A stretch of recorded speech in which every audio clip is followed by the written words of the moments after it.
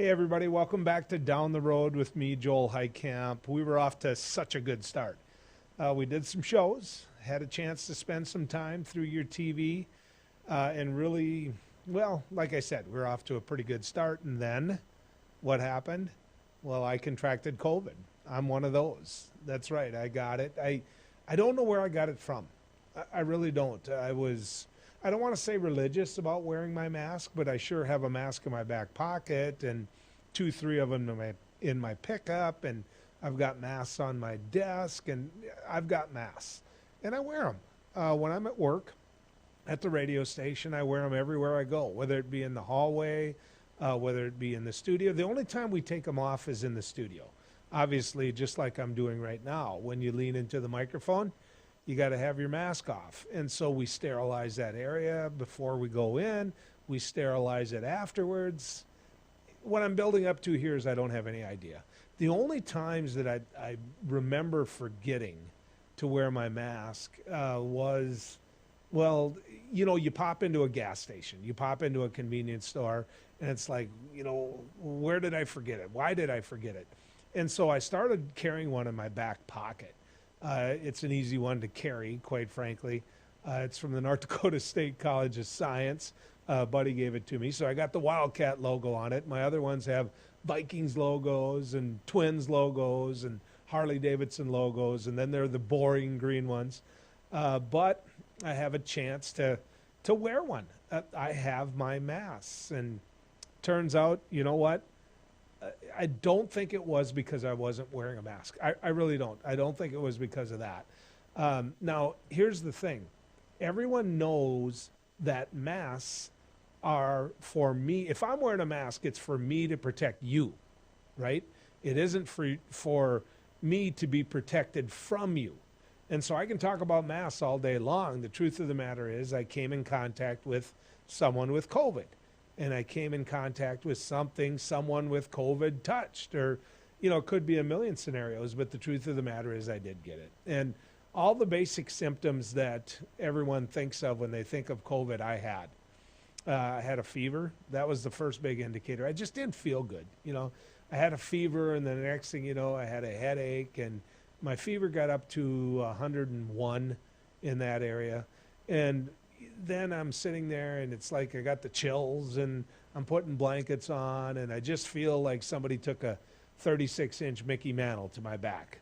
I mean, really, it felt body aches, like I was kind of beat down. Then after that was when I started losing my sense of smell and my sense of taste. And then I knew.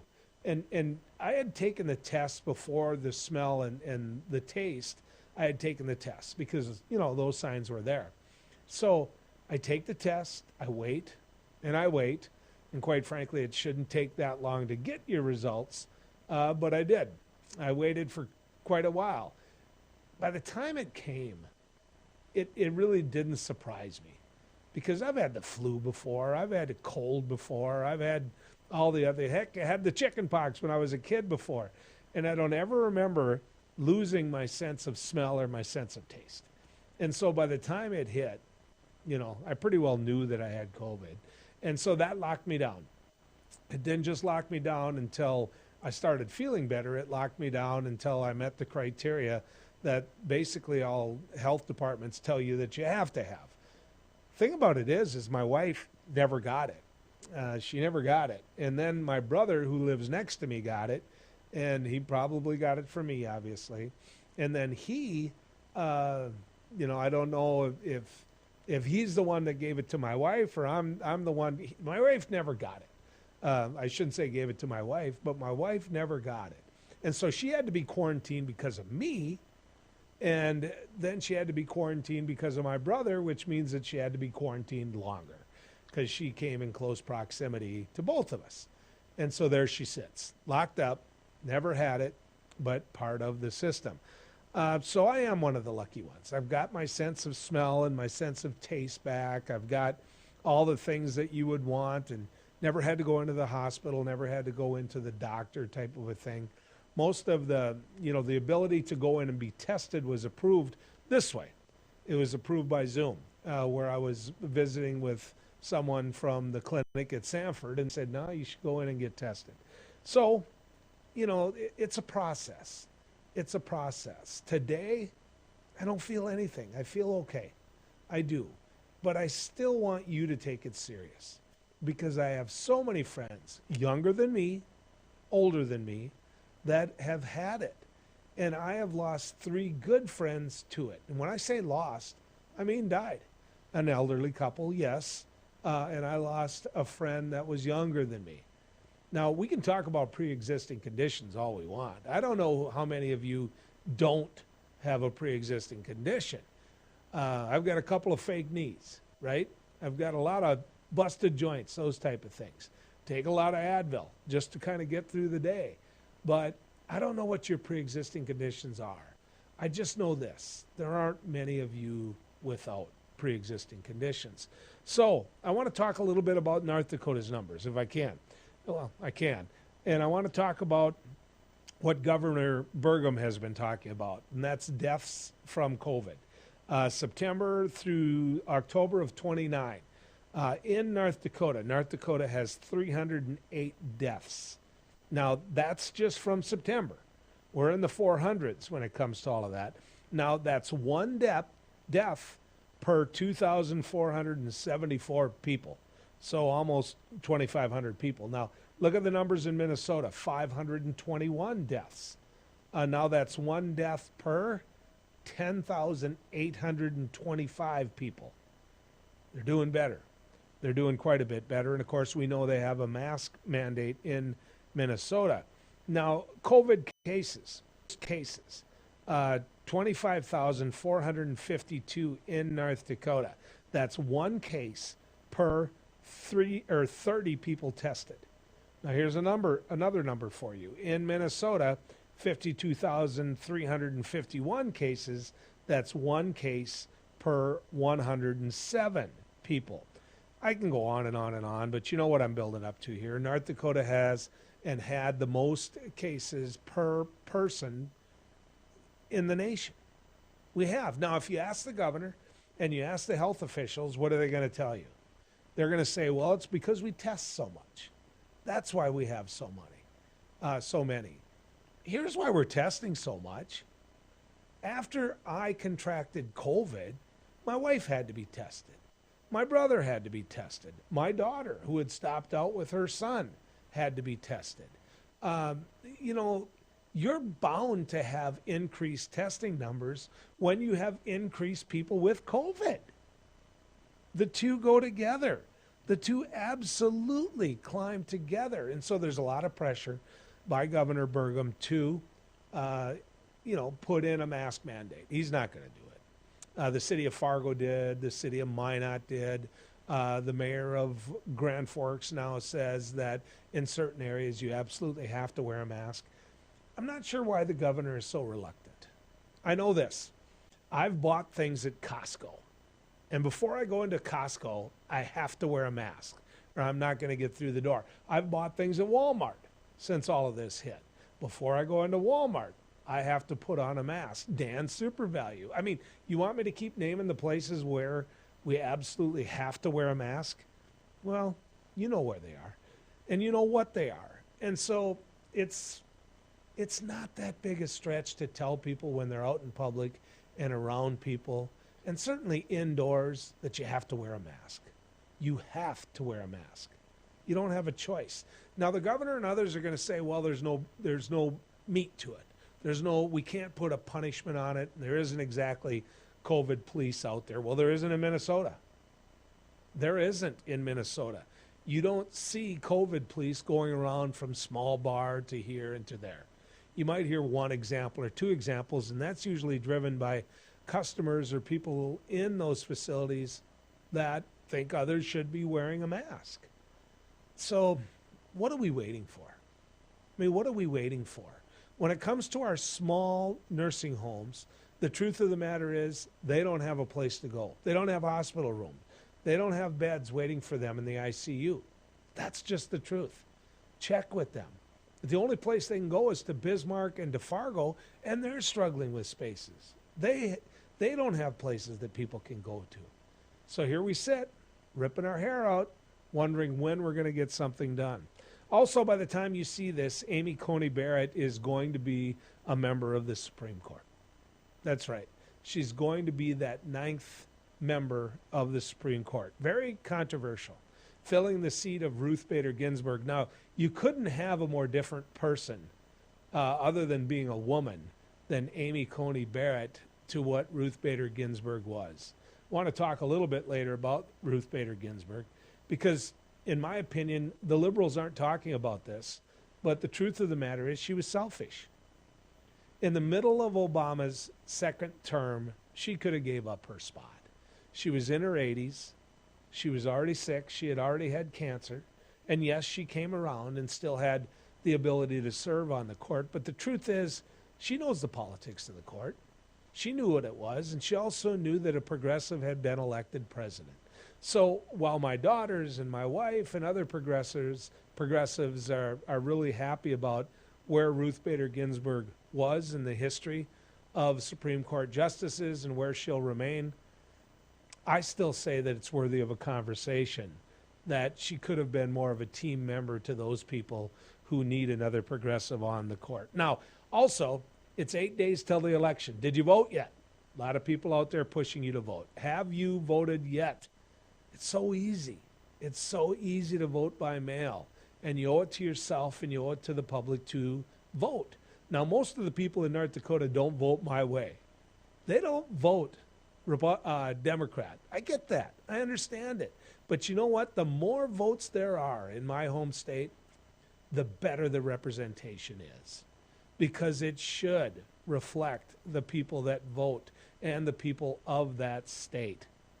Period. In other words, get out and vote. We're going to take a little break. When we come back, let's talk about that Supreme Court justice. Let's talk with an individual that understands it, gets it, and knows what this means for the future of America. Coming back when we go down the road. As the mayor of Bismarck, I invite you to join together today and stand united in the fight to prevent the spread of COVID-19. Case counts are steadily on the rise in the Bismarck-Mandan metro area, so please do your part. Protect yourself and others by wearing a mask when you're not at home. During the pandemic response, scientists have determined wearing a mask is a benefit to you and to those around you. This help keeps others from getting sick and may lessen the severity of illness if you are infected with COVID-19. We're all in this together. So let's get kids back to school, preserve our local economy, and keep our community strong. Let's show everyone how we come together to keep Bismarck the safe, resilient community we know and love. For more information, visit health.nd.gov/coronavirus. That's health.nd.gov/coronavirus. Beck Communications is honored to be recently recognized with 3 Broadband Now awards. Beck Communications Cooperative was awarded in the categories of Top Internet Speeds Nationwide, Top 3 Fastest Internet Providers in North Dakota, and North Dakota's #1 Fastest Fiber Provider. It's only through the support of our members and customers that Beck Fiber delivers award-winning speeds and service. Thank you, Beck Communications Cooperative members and customers, for your years of continued support. Introducing Accord Comfort Sleep Systems, a better way to sleep. We offer you 5 different models to give you the perfect choice of support and body comfort. Every model begins with our exclusive Accord Comfort Reflex Layer. This ensures proper spinal alignment and a deep down body relief. Our 8-inch Whisper Breeze provides a medium firm feel, and our 10-inch Gentle Night model has a quilted top, giving you a medium plush comfort. Both use Outlast fabric on the top of your mattress, ensuring that your body temperature is not too hot and not too cold. Our Copper Rest Sleep Series is our premier mattress, offering your choice of firm, plush, and luxury plush. Every model uses copper-infused gel latex and provides all the health benefits of copper. Accord Comfort mattresses are handcrafted in the USA and come with a 60-night sleep guarantee. You're going to love sleeping with us. Order today exclusively at accordsleep.com or Tom's Home Furnishings in beautiful downtown Harvey. Is your business phone system outdated and expensive to maintain? Most large VoIP companies leave you on hold or struggling through online support and training for your employees. With Beck Connect, you always have fast, friendly, local support. Familiar faces with the know-how to keep you connected. Take advantage of the newest technology in voice calling, video conferencing, and virtual meeting rooms. Beck Connect gives you all the features you need with no upfront investment and no obsolete hardware or software ever again. Simplify your communications. Choose local. Choose Beck Connect.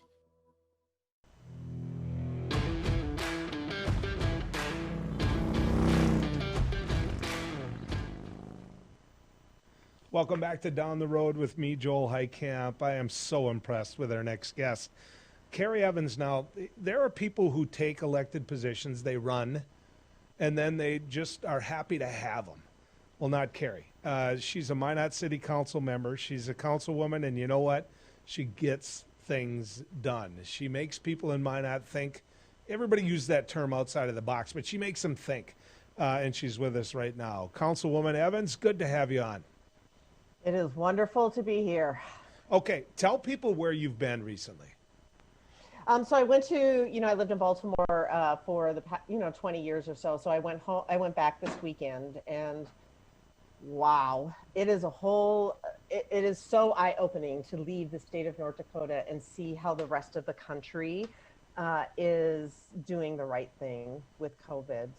I mean, I just could not believe the mask wearing. It was everyone. It was outside, people walking by themselves, people riding bikes and running with their mask on. And then the kicker was, in Baltimore, we have a lot of panhandlers. The panhandlers were wearing masks. And I was like, this is just like a shame to have to return to a state last night that is just the complete opposite of what our friends and neighbors on the East Coast are trying to do for each other. Carrie, why do you think that is? I mean, why do you think it's such a struggle? I mean, I'm sitting here, I've had COVID. Like I was explaining in our first segment, I've got a mask everywhere. The only time I forget to wear a mask is when I forget to put it in my back pocket when I go somewhere or hop into a convenience store or something like that without it. Then I'm like, okay, you've got one in your back pocket. But there are so many places I don't see the workers wearing masks. And why do you think that is? Yeah, I was asked that all weekend. I was meeting with, friends in DC and Baltimore, and they, really were trying to understand what is going on in North Dakota. And it was almost embarrassing to not have a rational explanation for them.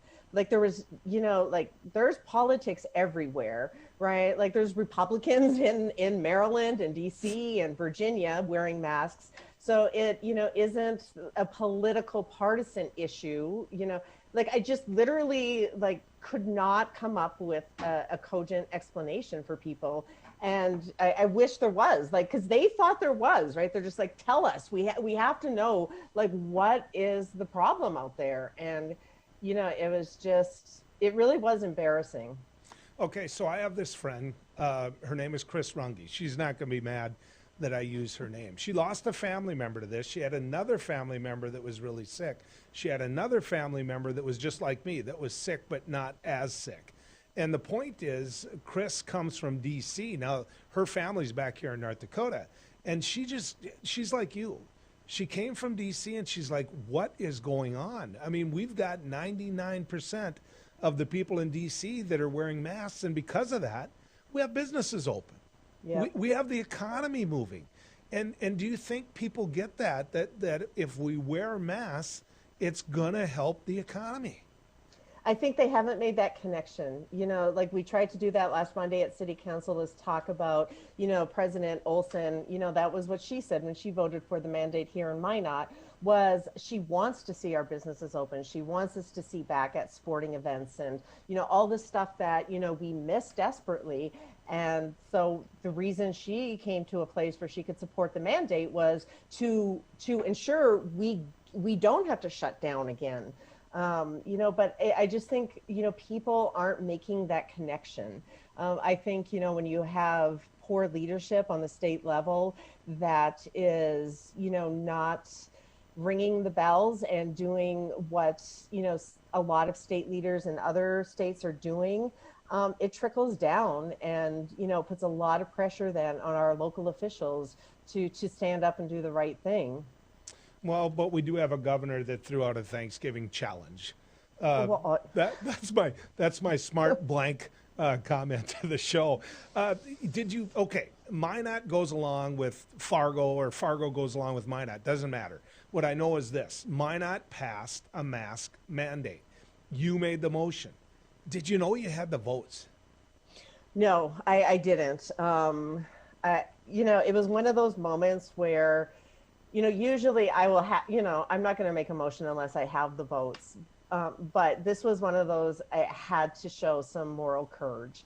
All around us, like in Ward County, we were breaking records day after day after day. And I was just, we get elected to make hard decisions and stand up for, what's right. And, I wanted to challenge my colleagues, like, here you go. Here's something we can do. Is there more? Yeah, absolutely. But here's a good start. And, it was a heated debate. We had 2 members not vote for it and really spew a lot of misinformation about COVID. And, in the end, 5 people voted for it. In the minute I have left, I got to ask you this, because, a lot of politicians, a lot of leaders are afraid to do the right thing because of the pushback they get. You've never been that way. You know what? Yeah. I mean, the worst that can happen is I don't get reelected in 2024. Yeah. You know what? I don't want to. I knew I couldn't put my head on the pillow last Monday night had I not done what I did. The people of my community, my mother in stage 4 COPD, who hasn't been able to leave the house really since March, I did it for them. And me with MS, if we gave you the chance, that's how I felt. We gave people the chance to do the right thing without government intervention, and we failed miserably as a community, as a state. So that's sometimes when government has to step in. I've got 30 seconds left, so tell me this. How are the people of Minot doing? Are they wearing them now? It is hit and miss still. We see it more. There's more signage at businesses. We're hearing from business owners that they at least now have the cover they need. Hopefully it's increasing. We will be getting an update from the police chief to see, if the police department has had to respond to calls, and, let's hope they are, because our numbers are record breaking every day again. Well, I can just say this. I hope other cities are talking to you and finding examples of how they can do it. So, Commissionwoman Evans, thank you so much for coming on. Thank you. Have a great week. You bet. When we come back, more of Down the Road right after this. I just went in for a regular mammogram, and I found out that I had a little tumor. Through the exam and the biopsy, it was determined that I have cancer. I got a call from one of my doctors that I was diagnosed with breast cancer. After 5 years, they found a local reoccurrence. The first thing you hear when you're told you have a cancer, it's a little daunting because you don't know where to go with it. Since 1999, in a partnership between CHI St. Alexius Health and Sanford Health Bismarck, the Bismarck Cancer Center has provided the most advanced radiation therapies and holistic support services for cancer patients and their loved ones for 20 years. I've been at the Bismarck Cancer Center since it started. I actually was in the basement of Med Center 1 before, when we had old machines and old equipment, and thankfully the 2 hospitals at the time, St. Alexius and Med Center 1, joined forces to create the Bismarck Cancer Center. I walk in the door, I get nothing but hugs, and I was marveled at them. I mean, I thought it was the best place in the world. The staff is unbelievably compassionate, and they explain everything to you. Everybody's genuinely concerned about your well-being, and the level of care is just top-notch. The Cancer Center just does such an amazing job of helping people. To me and my family, the Cancer Center means life. It's given me the ability to live out my life with my family, my wife, my children, my grandchildren. Because of them, I'm 2 years out. Get to move on with my life, make a difference now for other people. I would recommend this center because the minute you walk through that door, they've got your back. This center means so much to me and to the people that are in this building, and we just want to keep giving it back to the community and providing for them what they need. I'm Katie. I've been cancer-free for 2 years. I'm Steve, and I've been cancer-free for 4 years. I've been cancer-free for 10 years. 10 years. 11 years. 15 years. My name is Lainey, and I've been cancer-free for 18 years. Bismarck Cancer Center, your partner against cancer for 20 years. Who do you trust with your digital life? Not all cloud backup providers keep your data truly private. Beck Cloud Backup uses advanced multi-layer encryption to keep your family photos, videos, and sensitive business documents secure and only for your eyes. Your Beck Lightband Internet service already includes 50 gigs of free storage to keep your digital life safe and secure. Call us at 701-475-2361 to start using your Beck Cloud Backup today.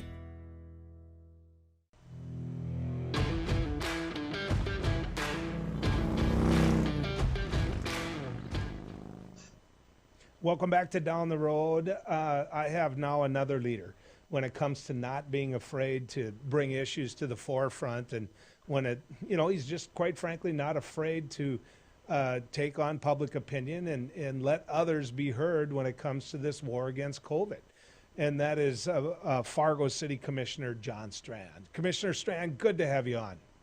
Thanks, Joel, and it's nice to see you up and at it in your world too. Yeah, it is. It's good to be back to work. I mean, we just had Down the Road rocking and rolling, and then to have to take a week off, it was just like getting kicked in the guts. John, it was. I want to talk to you about your motion. You had made that motion before to have the city of Fargo come down and have a mask mandate. Why do you think that the mayor changed his mind? Why do you think that the mayor now supported your position all along? Well, Joel, I give room to other people as well as to myself to learn as you get more information to change your level of understanding. My guess is that the information became compelling to the mayor as much as politically he was cautious about going down that path. I'm assuming that it just became compelling to act because it's so critical here in North Dakota. When I had Mayor Mahoney on my radio show, the one thing that he cited was the fact that you and Commissioner Preston wanted some type of enforcement when it came to it. And that when you changed your mind and basically what he put down as a decree from the mayor, that he wanted to make sure it didn't have any enforcement into it. What do you think of that? Well, we'll see how that works. I would rather have us make incremental steps toward action that has an impact that's helpful than not. However, I'm not one of those that believes sincerely that it will be completely adequate. We'll see if personal responsibility rises to the occasion and prevails, but there's just a lot of people out there that are begrudgingly not complying and in your face not complying. And so we'll see, but my mindset is we have lots of enforcements, we have lots of ordinances, we have lots of laws on the books. They're everywhere you look. Our lives are filled with them. And if that's what it takes, I'm not fearful at all of stepping up to that next level with enforcement. Now, you and I are old enough to know when there wasn't a seatbelt law. Remember that? I mean, there was no seatbelt law. And when the seatbelt law kicked in, I was like, okay, I've got to wear one. Quite frankly, I was wearing one most of the time anyway, but I wasn't thinking of it the same way. When I get in my vehicle now, I don't even think twice about putting my seatbelt law. Do you ever compare that to your constituents in the city of Fargo? I do. Seatbelt laws and smoking laws are somewhat similar too. In both of those instances, we kind of had a cook the frog slowly approach, knowing it was new to people, but still putting the ordinances in place. So at seatbelts, they didn't make that a primary offense at the beginning. And, they gave people room to get accustomed to these policies, but they're very, very similar. And more than anything, they're similar in that it's for public health and for public safety of other people. You know, 6 grandkids. You and I have had this conversation before, Commissioner Strand. I got 6 grandkids. So if you go in my garage, on top of the cabinets in my garage, you're going to see little kid chairs for cars. I mean, you're going to, whatever, car seats. There you go. We'll call them the right thing. It takes me only about a half hour to figure out how to hook them into my pickup. That being said, my grandkids aren't going in them until I hook them into my pickup. And my grandkids, if I ever throw them in my old International Scout and say, hey, it's a lap, seatbelt, you got to wear it, they're looking at me like, hey, Grandpa, we really shouldn't be in this old pickup. So do you think mask wearing will get to where it's just taken for granted? It's like, look, you've got to wear it. And it's for the good, not just of our public health, but of commerce, too. I do believe it'll get there, and I believe it needs to get there. And we'll be pretty proud of ourselves once we've gotten there and we have a positive influence on flattening this curve of the pandemic. So yes, we'll get there, and it won't be the end of the world for people to, just like me, putting my glasses on. How hard is that? You know, it takes about a second. And with my glasses on, I can see better and I won't hit cars on the road. With a mask on, I'm not going to put other people at risk around me if that's the case too. You know, I'm not trying to hang you out to dry here, but I have to ask you the question, right? I mean, Peter Frampton, you know, I grew up listening. Well, we're close to the same age. We know one of the best guitarists in the world. We had a Fargo City Commission member, Dave Pepcorn, who both of us get along on many issues. So there's my disclaimer. But Dave Pepcorn, at the meeting where you had a discussion about whether or not citizens should wear masks, really brought up all the wrong science to it. And that video went viral. I mean, it went viral. It went all across the nation. Peter Frampton retweeted it with unkind words. And of course, tied to that then is the city of Fargo and the state of North Dakota where I live. And so how do you get past that? As a commission, as a state, when you have that many, for lack of a better way of putting it, falsehoods out there by elected leaders? You know, that's a really good question. And first thing that went through my mind was I cannot or could not imagine this psychic energy coming at you from over 1 million people, seeing a video of you in less than a day and cussing and swearing at you at the same time and thinking that you're really just an example of what we don't want to hear and see. But that said, I'm the eternal irrational optimist. I don't need to get into mudslinging matches with my colleagues, even though at times like this, I was very disappointed in a city leader not embracing the best advice of our experts in the arena of health. You know, but we need to aim forward, and we need to get past that. And I believe sincerely that people will come around given time, but I don't need to make that my effort to get into a duking it out when we got better, higher, more important things to focus on. I'm going to ask you the same question I asked Minot City Council member Carrie Evans, who had the same courage that you had. I mean, she put her, her reputation, or actually, I don't know how to put it, John, in the words that I can use on TV. But the truth of the matter is this: she put the motion forward. She got pushback on it. She has constituents out there who are mad at her for doing this. So I've got to ask you the obvious question: how much pushback are you getting? Joel, we all got an immense amount of pushback in the earlier phases of this. After the October 5th meeting where it was voted down, my hate mail stopped pretty much. From that point on, the people reaching out to me were saying, thank you, don't give up. We still appreciate what you're doing. It is the right thing to do. But I'm guessing that's when the impetus shifted, and then the mayor probably got that pushback from both sides. But it was pretty intense. It was pretty it was pretty toxic, frankly, at times. And it was disheartening to see people just get into the gutter so low over something as simple as a behavior that might save lives. But it wasn't pretty. It wasn't pretty at all. And you know, we have a dark underbelly, ugly underbelly in this country, and when it lands on your face, you know, it's not a good place to be. But we keep moving forward.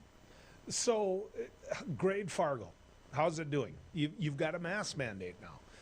When I go around Fargo, the first thing I look to is employees of businesses, because to me, what this empowered was the employer to look at the employee and say, look, you've got to wear them. That's the rules now. When the employer probably before would have got pushback from the employee. And so what's happening now? When you go around your city, are you seeing people wearing masks? I would grade Fargo as a C overall. I would grade our business community that stepped up and took the gamble on doing the right thing as a B+ or an A- or so. I would grade the leadership of the city at times as a D for not having the courage and the backbone to do what's right despite the pushback. I would grade the state in some regards well, in other regards very, very poorly. You know, I believe in and I support courage. You know, we tell people in North Dakota to be legendary. I tell people in North Dakota, be courageous. Being courageous will translate into being legendary if you're on the right side of history. But so my grades are all over the boards, and yet we have moments with everybody that are good moments, but we just need more of them. I know how you're going to answer this, but I got to ask it anyway. In the minute that I have left, John, do you think that Governor Burgum needs to be a leader and needs to tell the state of North Dakota that they need to wear masks? I can't imagine the pressure he's under, and I'm one of the many out there encouraging him to step up our game. I hope he gets there. I don't understand why we're not there. I'm guessing it's money from the feds that keep us from taking some of these actions locally. But I'm always hopeful we'll get to the higher road. Well, we're losing money. We're losing money for nursing homes because we haven't. We're letting people into our nursing homes yet as visitors. And, you know, the federal government has said, you're not going to do this and get our money at the same time.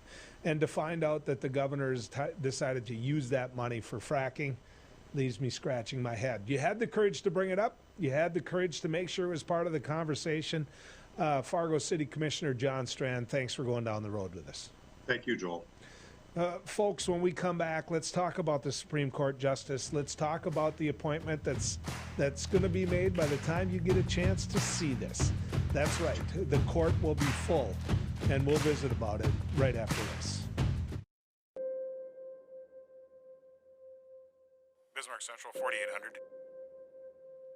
4800, go ahead. Requesting social services on-call team. Stand by. 4800 social services requesting additional information. You can advise social services that we have an 18-month-old female who was in a residence with a mother, now being transported to medical care for overdose.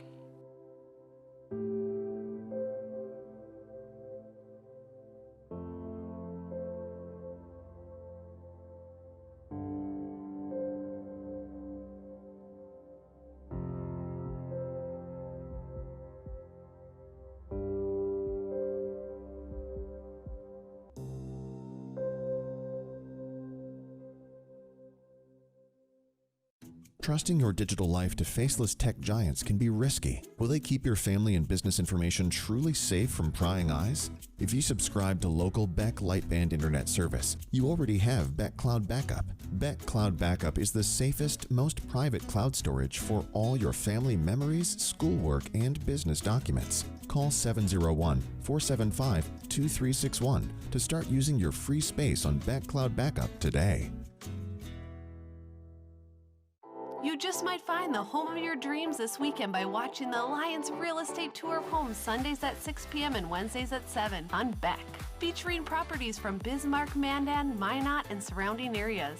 The Alliance Real Estate Tour of Homes presents desirable properties that are for sale, lets you meet your Alliance realtors, and provides critical insights into local happenings from community and business leaders. Join us this Sunday evening at 6 or Wednesday at 7 for the Alliance Real Estate Tour of Homes on Beck.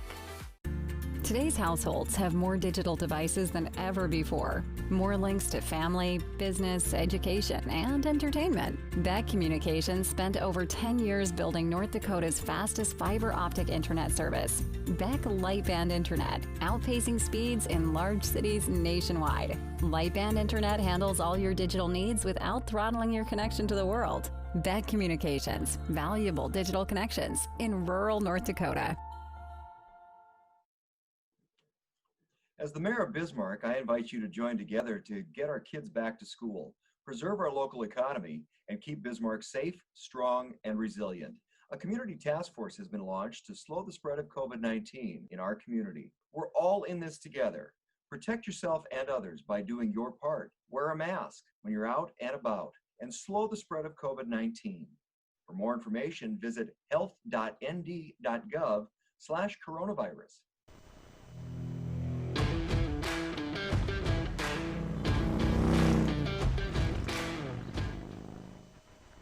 Welcome back to Down the Road. She's one of those smart ones, ladies and gentlemen. That's right. She's got her doctorate, and she's out there making a difference as an associate professor of political science at North Dakota State University. That's Dr. Kirsten Nelson. Dr. Nelson, good to have you on. Yeah, thanks. Good to be here. Obviously, it's a big day. We've got a new Supreme Court justice. The court is 6-3 conservative. What does that mean to America? A lot. So we'll be seeing, I'm sure, all sorts of new cases being brought to this new court, people who have kind of been waiting for the right time to strike. So I think this will be an interesting session that comes up next year. Explain to me how we got to the point where when you have a hearing for somebody who gets a lifetime appointment, they get to look at you and say, I can't answer that.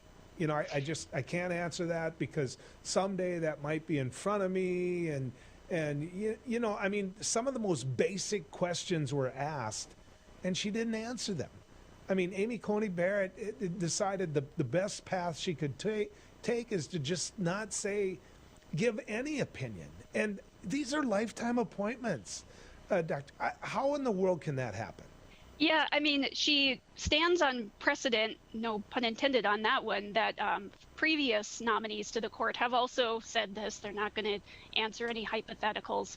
I think primarily that's probably a clash of cultures, that legal culture is very careful and doesn't want to make statements before they see a case in front of them. Whereas obviously these senators who are vetting these nominees, they want to know, like, we're here about policy. We want to know what policy is going to look like with you. And so that has been just a long-standing face-off, particularly when we're talking about the opposing party, right? They always want to know what the other president's nominees are going to do, and by and large they just refuse. There's a big conversation going on about stacking the Supreme Court because we're about to go through an election. So let me give you a scenario. Just a scenario. We have no idea whether this is going to become true or not. Joe Biden gets elected president. The Senate goes Democrat. The House, it looks like, and I don't think that's too big of a risk to predict, the House stays Democrat. So now you got Democrat, Democrat, Democrat, and they're ticked off because of two words, Merrick Garland. He never got a hearing to be on the Supreme Court, and that was a move by Mitch McConnell. So to say that the Republicans in the Senate have done this in a fair way is a major stretch. So there's a lot of talk about whether or not the Democrats would add positions to the Supreme Court. I'm curious what you think about that. Number one, is it a good political move? Is that something that could get you in big trouble if you so-called stack the Supreme Court? And is it a good move for America? Yeah, to the point of whether it's a good political move, really our most recent history to look to on that is Franklin Roosevelt, that he put forth a proposal to pack the court, which ultimately did not go through. I was always taught in history class that that was a win for Franklin Roosevelt, that he, didn't get the court expanded, but he did get justices to change minds and to to retire, and ultimately his policies got through. I was just having a conversation with one of my colleagues about that the other day, where his perspective is that it was actually a loss for Roosevelt, because after that, his policy coalition kind of started falling apart around that decision. So I guarantee we would have the same sort of arguments amongst Democrats. Is this a good short-term play? Is this a good long-term play? It really, I mean, that's just going to have to get hashed out in the different bodies, right? Whether or not that goes forth. Should federal judges have lifetime appointments? Boy, I mean, that has been, I would say, talking with my students, that's kind of always been one of the least popular aspects of our judicial system, that, you know, at least we could have maybe a 20-year term or something. But it does, especially in an era where people live a long time, and it seems like particularly justices live a long time, that maybe is something we need to revisit. I'm curious, when you talk to your students, you've got a situation where presidential races, that's the executive branch. It's very high profile. Everybody knows what move they make, what initiatives they have. And in the case of Donald Trump, you get to see it by Twitter about 100 times a day. When it comes to the legislative branch, everybody knows who the players are, and they know who their local players are. In North Dakota, you know who your U.S. senators are, who your lone congressman is, all of those type of things. But if you had to name the federal judges from this region, I'm not sure anybody could, or at least a percentage could. And yet they're the ones that get the lifetime appointment. You know, so you know my bias. They shouldn't be lifetime. They should not be lifetime. That being said, are they co-equal branches of government if that's the way it's going to be? Yeah, that is, I mean, we've always referred to the courts as the least dangerous branch, the least powerful branch. That, I don't know if that sticks for the common era. Pretty much every policy dispute ends up in the courts now. That did not always used to be the case. And so I think there's certainly a case for arguing that things have shifted, and that it may be out of whack. So, Dr. Nelson, we've got a situation where North Dakota, the Attorney General of North Dakota, Wayne Stenjum, threw in with a lawsuit that the state of Texas brought, the Attorney General from there, on the Affordable Care Act. Basically, the lawsuit says, get rid of it. They don't. The lawsuit doesn't say, here's how we're going to deal with pre-existing conditions, or the fact that your 24-year-old can have coverage while they're going to your institution at NDSU. It doesn't deal with any of those. The cap being another one where, hey, you got $1 million cap, which it takes about 2 seconds when you're sick to get to $1 million. Doesn't deal with any of those. It just deals with getting rid of what they call Obamacare and the Affordable Care Act. That's going to be in front of the Supreme Court. When asked, Amy Coney Barrett, who said in previous writings, opinions, conversations, that she's not a fan of the Affordable Care Act, that she believes that Justice Roberts, one of the conservatives on the Supreme Court, ruled wrong when he, in fact, ruled to maintain and keep the Affordable Care Act. Long way of asking this. Do you think the Affordable Care Act's gone? Boy, I would not place money either way. I mean, first of all, I placed my money on it being overturned the last time around, and I was wrong. I think you're going to see a re-evaluation by some judges, some justices. I mean, they care a lot about policy. They care a lot about the legitimacy of the court. And I think that's what we see a lot coming from Roberts, that he tends to rule in ways that maybe we don't expect, because he is so devoted to upholding the legitimacy of the court. I think we're going to see, he's sort of been the pivotal judge, the one to tip things one way or the other. That's going to shift to a different justice, who somebody else is now going to be making these calculations of, you know, it's one thing to say I'm going to vote with the minority and get to say my piece. It's another thing to think like, I'm the deciding vote on this, and what does that mean for my institution's legitimacy? So I don't know. I think that we could see some repositioning from some of the justices if they feel like overturning it just is too big of a hit on their legitimacy. I've got a minute left, so let me ask you this. Is there another judge on that court that you can look to other than Roberts to swing it back to being more independent? Is there anybody you're going to look to? Boy, I mean, on balance, not off the top of my head, though I would say Kavanaugh had a decision recently that I think nobody really saw coming on an LGBTQ rights case. So, you know, justices don't play by the ideological rules that the rest of us do. So there could be somebody we see shift, maybe even Kavanaugh. Okay, I lied. One more question. When you look at the position that Donald Trump has had, do you believe that Roe v. Wade will be overturned? Oh, I think that it's a definite possibility that it will be, and that's going to reshuffle everything everywhere. Dr. Nelson, always good to talk to you. Thank you. Yeah, you too. Thanks. Yep, Roe v. Wade's going to be one of those things, ladies and gentlemen, that the conservatives in this country have pledged for years they're going to get rid of. They now have the votes to get rid of it on the Supreme Court. The big problem is if you catch that tiger by the tail, then you've got the tiger. And what are you going to do with it? That's a fair question and one we need to ask ourselves. We'll be back on Down the Road. He once won a spelling bee in an ancient language that he did not speak. He is the only man to ever earn extra credit on an IQ exam. His academic degrees are considered legitimate spending currency in 22 nations, 2 principalities, and at Chick-fil-A restaurants in the United States and Western Canada. I do not always engage with education programming, but when I do, it is the Dr. Duke Show. Stay educated with the Dr. Duke Show, weekdays at 4 p.m. on Beck News. Introducing Accord Comfort Sleep Systems, a better way to sleep. We offer you 5 different models to give you the perfect choice of support and body comfort. Every model begins with our exclusive Accord Comfort Reflex Layer. This ensures proper spinal alignment and a deep down body relief. Our 8-inch Whisper Breeze provides a medium firm feel, and our 10-inch Gentle Night model has a quilted top, giving you a medium plush comfort. Both use Outlast fabric on the top of your mattress, ensuring that your body temperature is not too hot and not too cold. Our Copper Rest Sleep Series is our premier mattress, offering your choice of firm, plush, and luxury plush. Every model uses copper-infused gel latex and provides all the health benefits of copper. Accord Comfort mattresses are handcrafted in the USA and come with a 60-night sleep guarantee. You're going to love sleeping with us. Order today exclusively at accordsleep.com or Tom's Home Furnishings in beautiful downtown Harvey.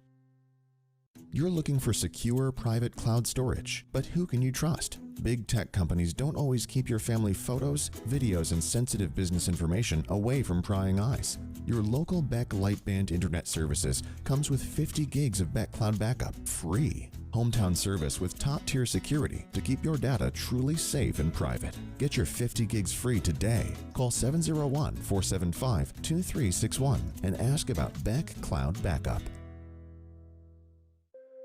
My name is Rich Shook, and I lost my best friend in a grain bin accident. Some of the emotional scars that when these incidences happen just resonates throughout the community like dropping a rock in a pond. I guess I'll never forget.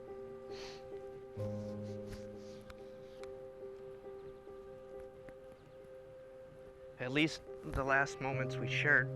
That's why I think this is so important to get out there to people, is people think that it can't happen to you, and it can. The time it would take you to just kiss a loved one, and your life is over. I believe it's unacceptable. This message provided by North Dakota Farmers Union.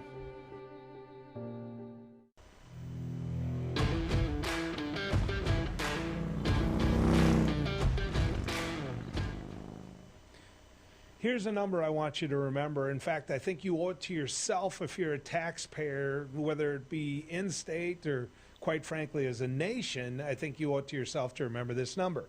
It's 16. That's right, 16. Oh, you've got to add million behind it, because that's the amount of money that the Emergency Commission in North Dakota has awarded to and given to as a grant the oil companies. That's right, and that's used to frack. They told them, Go ahead and use it to frack. Now, 16 million, that money came from the CARES Act. That money came as, call it a gift, call it whatever, trying to get the economy jump-started and try to get some of these expenses taken care of when it comes to COVID. So the feds send us this money. And the governor, and believe me, he was the driving force behind it, the governor and the emergency commission and the leader on the emergency commission that was the driver behind it was a state senator named Murray Holmberg out of Grand Forks. So where do they decide a big portion of that should go? To the oil industry. To the oil industry to frack. I'm going to ask you this. Do you really believe that the oil industry needs an incentive to frack? Do you really believe that the oil industry is broke? Or just a question, do you think that maybe some rural hospitals could have used that bling? You think? You think maybe sending that to the nursing homes and sending the package, sending a little bit more to our nursing homes wouldn't have been a good thing? I think so. How about our rural fire departments, rural ambulance? You think? Or maybe our schools. You know, they can say, well, we sent some money here. We've sent some money there. You didn't send enough. In fact, if you talk to those rural healthcare providers, the biggest problem they have right now is expense. They don't know what they're going to do when it comes to making this work. Not to mention the fact that when it comes to our nursing homes, we lost the ability to get Medicare and Medicaid funding because we decided they just needed to be open when it comes to visitors. Feds came in and said, you can't do this. You can't do it. And if you do, we're going to have to pull your funding. North Dakota said, oh, yeah, we can do it. We can do it. Even though we've got a number of people that have perished from COVID from those nursing homes. That's how ridiculous it's getting. We give money for fracking. We don't support the nursing homes. We don't support, basically our rural hospitals, our rural health care in terms of the ambulances. I mean, it's just ridiculous. There's got to be priorities out there. There's got to be the priority of where is the money going. And I don't think oil industry is where it needs to be going. In fact, I dare you to do this. Go ahead, do the Google. Do whatever you do in your search engine and find out the net worth of Harold Hamm. That's Continental Oil. That's who has a big presence in North Dakota. Now, if you're going to put money in the oil patch, then give it to the city leaders in the oil patch. Give it to the hospitals in the oil patch. Give it to the first responders in the oil patch. But the last place in the world you needed to send it to was to the oil industry because they've got enough money. It's always good going down the road with you. We'll do it again tomorrow.